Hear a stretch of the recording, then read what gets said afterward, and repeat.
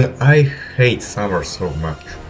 Anyways, smoke guide, let's go. From the benefits of the smokes, the enemies don't see you, and from the negatives, you do not see the enemies. But for sure, you have way better time seeing the enemies through the smoke than enemies seeing you. Of course, the smokes should be only used on the automaton front, as on any other front. The enemies will just walk past the smokes and don't really give a heck about them. It really only works outside of the automaton front on the overseers, which are not even main enemy on the illuminate front. Smokes from any source will last 30 seconds, whether it's a grenade, some offensive stratagem, or environmental. Whenever you deploy the smoke, it's not like the enemy forgets you exist.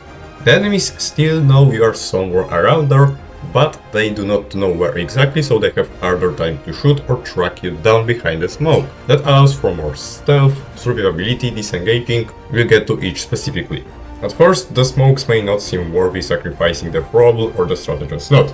Although if you are going to have a full squadron, either if you are playing with the randoms or with your lobby, there should be a support person or at least one support item per squadron, and smokes are the support. Also, I feel like the smokes have actually proven they are better than they seem at first when it comes to the bot front, especially in two situations. First one, the cyber stun, where a lot of people were bringing smokes and reduced visibility of the enemies was a game changer, and the rapid acquisition, which at first was basically impossible to do without any smokes covering you. When using the smoke with other equipment, you want to know that it does not interfere with the lock-on weapons, but it is terrible when used with the flashlight, so make sure to turn it off, as it reduces your visibility way more than just smoke alone. I separate using smokes into three categories: stealth/disengaging, cover, and ambush.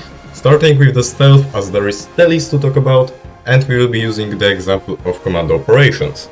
First off, you have to know that every source of the smoke is going to alert the enemies and start searching for you at least, if not tell them where you exactly are.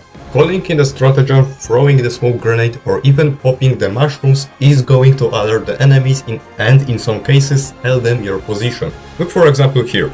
If I were to throw the grenade so the patrol do not see me, I would alert them and they would start looking for me or just straight up starting shooting at my position. But I didn't throw anything and just slowly walked away, so they were completely clueless anybody was there.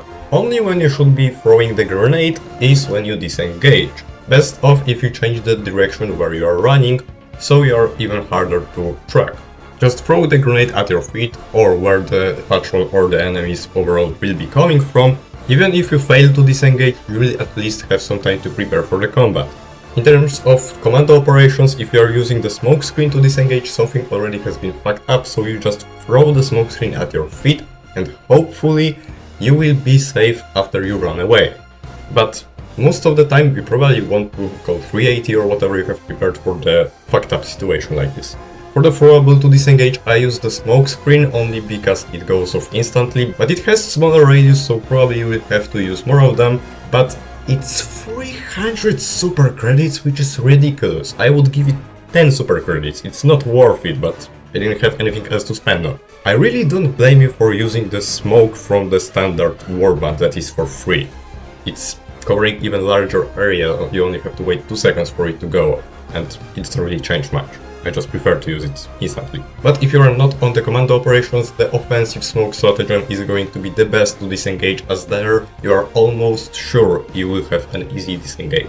Lastly, but I wouldn't say it's constant or easy to do, you could throw smoke at the place you want to get into, and hopefully if you have the redacted signature, you will be invisible to the enemies, but it doesn't really work most of the time, so you can try it on your own risk, but like I say, probably won't work.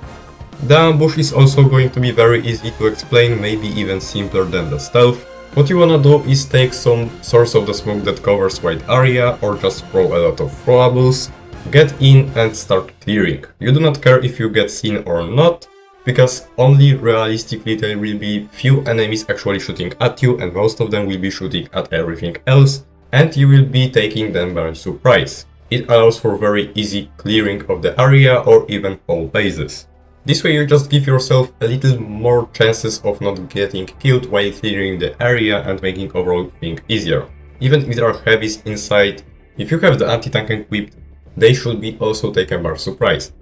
unless it's something like the factory strider, of course. Last one is cover, and it's pretty self-explanatory. You cover yourself from the enemies. It gives you survivability and overall makes stuff easier. This usage is utilized on the rapid acquisitions, and you reduce the heavy fire upon you, so it's not so heavy anymore and you're barely getting shot at, and it allows you to do objectives in relative peace without enemies interrupting you.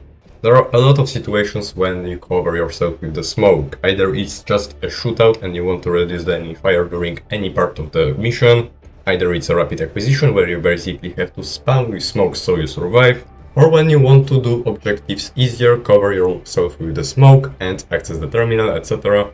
Or if you have to survive just a little bit longer, cover yourself or the enemies in the smokes, and it should allow you to survive. And that's the main reason why it was so useful on the Cyberstand. Reduced fire from the Vox engines and from the buffed automatons. It allowed you to actually do the objective and not keep dying to everything around you. Since we have the usage established, let's get to the sources, starting with the throwables. You have the classic smoke grenade, which comes from the Helldivers Mobilize on the page 8, and you have the smoke screen, which is the contact grenade, and it comes from the Superstore for that ridiculous 300 super credits. It should be 10 max. The G3 smoke covers 8 meters in smokes, and the smoke screen covers only 5 meters in smokes. And since G3 is the normal grenade, which you can cook and has fuse time of 2.4 seconds, with this one you can actually kill the Vox engine even though it deals no damage. But it does not have any demolition force, so do not count on any utility when it comes to the spawners. You can carry 5 or both of those grenades, and I'm gonna be honest, it's absolutely not enough. I think you should be able to at least carry 8 of them, and still it wouldn't be broken or anything. 8 would be the minimal, in my opinion. I genuinely would never take those for a normal run. I only take them for the command operations to disengage without calling the super destroyer, as they are not useful for anything else than disengaging. Next up we have the red stratagems, Eagle Smoke Strike and Orbital Smoke Strike. The Eagle Smoke Strike covers thin but wide area, while the Orbital Smoke Strike covers way bigger area, around 30 meters. The first one you can use every 6 seconds and you have only 3 uses of it. Once again, I think it's way too less and it should be 5 per rearm, but okay, let's say. And the Orbital Smoke Strike on basic has cooldown of 75 seconds, but with all upgrades can be reduced to only 64 seconds, which is slightly above a minute. The Eagle Smoke Strike, surprisingly enough, with its bomb, the projectile itself deals 1500 damage of anti-tank free.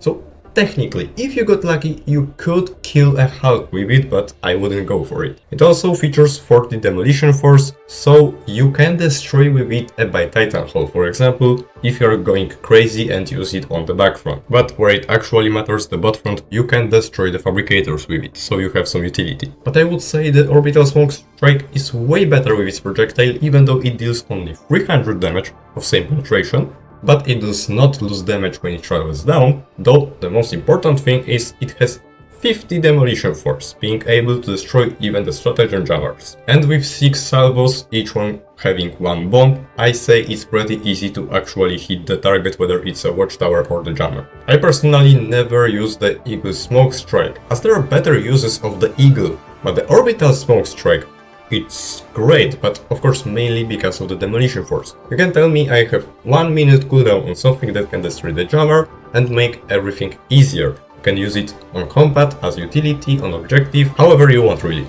And it covers larger area than the Eagle. I not really often have to use the thin line of the smokes. I usually for that would use a grenade, and usually when I do it on the command operations where I don't have the Eagle anyways. And the Orbital Smoke Screen will anyways be better for disengaging than the thin line of the smoke, because it covers larger area and the enemies will be lost in it for longer. We also have a smoke related booster, Concealed Insertion. This one is the only Hellpod booster which does not suck. Whenever the Hellpod lands, it will create a small smoke around it, whether it's you, objective, sentry or the support weapon. It does cover vision of the sentries, but not for too long, so if you place them smartly, they do not go to waste. And the little smoke is going to be useful, for example with the Hellbomb, so the enemies do not destroy it, or when you try to grab a support weapon, you will have a little cover, etc, etc. It's not any S tier booster, anything great, but at least doesn't suck like the fire bombs or the stun pods. And last source is the environmental source, Moor mushrooms. They actually deal damage to you when you step on them, but only 5 damage, and they cover 5 meters in the smoke. Let's be real, you cannot really use them. They just are, and they are there to, I don't know, slow you down or flip your car. So from all of them, the best one and the only one you should be really using is going to be Orbital Smoke Strike.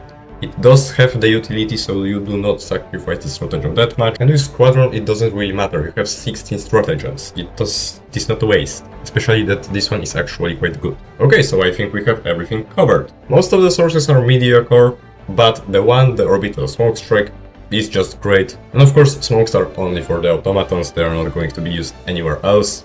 And really, I have no idea why we do not use them at least one per squadron. What, rapid acquisitions and cyberstun didn't teach us anything? I guess not. But also I guess the game isn't that hard recently. Anyways, that's all, I will be seeing you in the next one. See ya, Helldivers!